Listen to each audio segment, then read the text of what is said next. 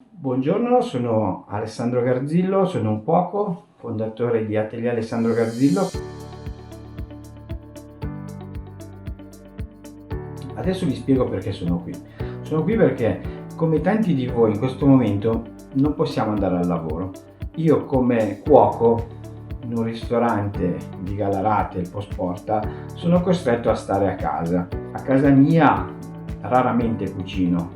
Quindi ho pensato di coinvolgere voi lettori. Quello che io adesso vi chiedo è di segnalarci cosa avete nelle vostre credenze e nei vostri frigoriferi, in modo da potervi aiutare magari nella creazione di piatti sfiziosi facili da eseguire in casa, perché logicamente se io mi mettessi a cucinare tutti i giorni e mandarvi delle ricette, probabilmente non abbiamo gli stessi ingredienti, quindi non sarebbe utile.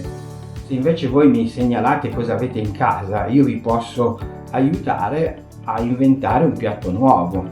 Quando tutto questo periodo passerà, con le ricette che abbiamo studiato in questo periodo, vorrei creare un pranzo solidale, una cena solidale, con i piatti che abbiamo studiato tutti insieme.